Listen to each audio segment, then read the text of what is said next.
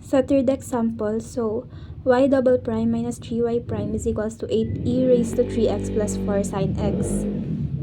So, ang gx natin is ito. Kaya dito, ang alpha natin is yung kasama ng e, which is 3. Then, yung n natin, since wala naman tayong x, kaya 1. Then, same dito, wala tayong x, kaya 1 yung n. Alpha, wala naman tayong e, so 0. Then, beta, sine x, so sine beta x, 1. Then, substitute nyo lang siya sa form. Kaya magiging d minus 3, 1. Then, d squared plus 1 raised to 1. Then, ito, gawin natin siyang gawin lang natin siyang d in the form of d. Kaya y squared magiging, y second derivative magiging d squared minus 3 first derivative magiging 3d is equals to copy. So, ito para magiging 0 lang yan. Kaya matitira is d squared minus 3d. Then, itong yp natin, ita times natin dito. Kaya yon. So, dapat alam natin lagi if asan dun yung yp or yc natin. Then, factor out natin yung mga pwedeng i-factor out para makuha natin yung mga roots. So, ito, pwede natin siyang i-factor out since same na may d. Kaya d times d minus 3. Tapos, ito, d3, d squared plus 1. So, yung first d natin is 0. Pwede rin naman tayo mag-start dito. Ito yung d1 natin dito para hindi magulo. Pero yun nga. Yung d natin, d1, 0. d2 is equals to d3 since same na d minus 3, d minus 3. So, transpose mo lang yung 3, kaya magiging positive 3. So, d is equals to 3. Then, d squared plus 1.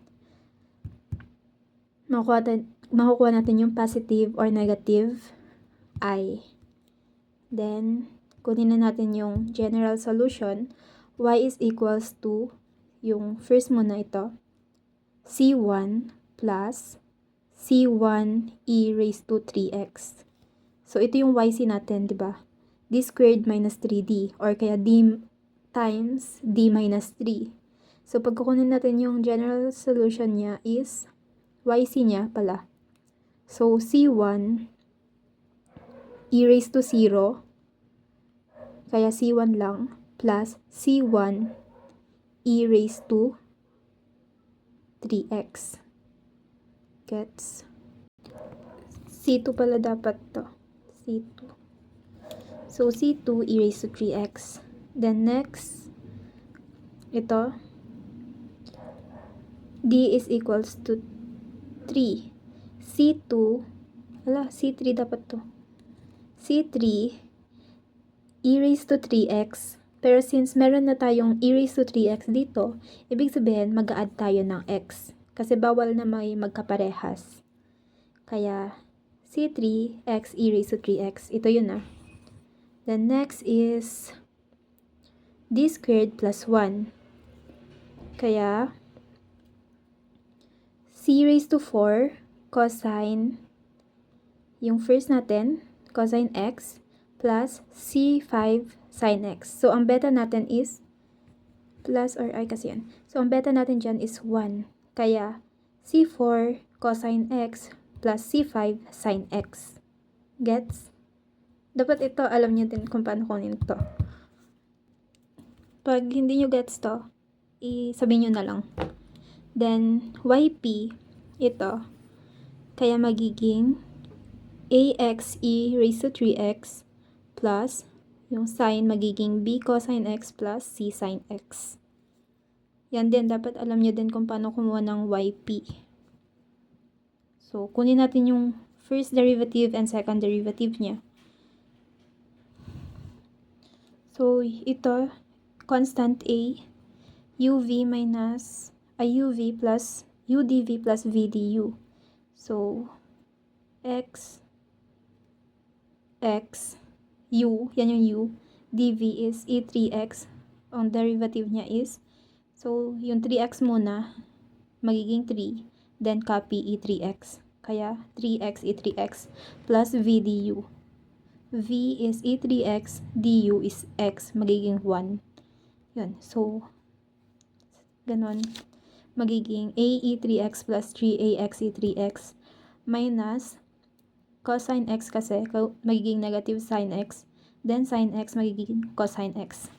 Then second derivative, ganun ulit, alam nyo na yan. Then balik tayo dun sa original. So yung y double derivative, substitute lang natin, minus 3 double derivative, first derivative, substitute, is equals to 8e3x plus 4 sine x. Then, yun nga, kunin natin yung mga value ng a, b, ganon, a, b, c. Equate lang. Then, makuha natin yung mga values. Tapos, after nun, balik tayo sa yp. Then, substitute natin ulit. So, a is 8/3, 8/3 x, a3x. b is 6/5. Then, c is negative 2/5 sine x. Yan yung yp. So, balik tayo sa general form na y, which is ito. So, yung yc natin is c1 plus c2 e3x plus yung yp natin. Ito yung yp natin. Palitan na natin nito. Kaya, ito yung makukuha. I-try nyo na lang to. Yung pagkuha ng ganito, yung mga values.